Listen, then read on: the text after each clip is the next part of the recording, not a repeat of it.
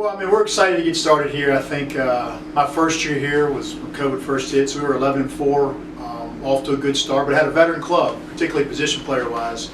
And, we're playing really good baseball before we got shut down. And, as we rolled into last year, being a limited season, and what we could or couldn't do, and really playing a conference-only schedule, we were a little bit more veteran on the mound, but we were also extremely young offensively or inexperienced. So, I thought last year, we made great strides forward for our program, and I thought we're playing our best baseball at the end of the year as we go to the conference tournament and put ourselves in position, to get in the championship round. So, I thought we made great strides. So I think this year, as we get back into year 3 here and hopefully have a normal season in all aspects, I think we've become much more veteran on the mound, and I also feel like that offensively, position player-wise, we have some experience back now that I think can allow us to hopefully have a successful season and get off to a good start here this weekend. Well, I think look, one of the things that's from a position player standpoint, it's really good is that we finally we have some at bats that are back, some guys that are juniors and seniors in our program that were impacted by the last 2 years. So,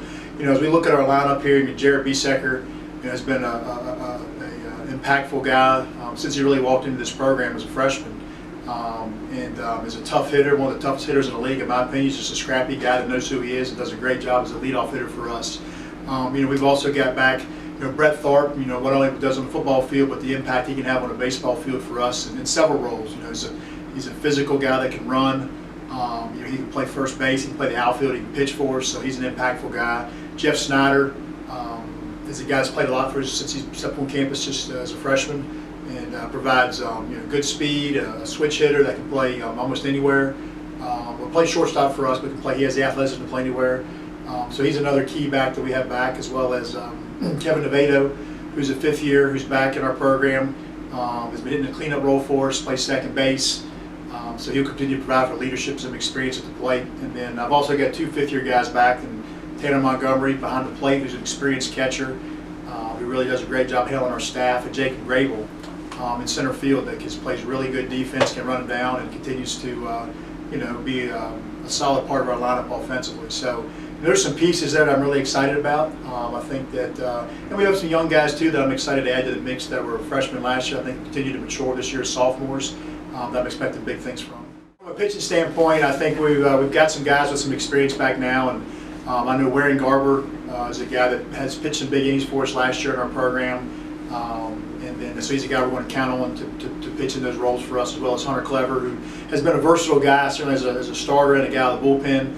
And then Reed Long's another sophomore in our program that got a little experience as a freshman that I'm expecting big things from. And we continue to move forward. Like I said, I mentioned Brett Tharp's a guy on the back end out of the bullpen for us. Tucker Haraski's a senior in our program that threw some big innings for us last year at the end of ball games. So I think as we move forward, our pitching staff continues to develop and move forward, that I'm expecting to be something we can count on and be consistent what we're expecting to get this year.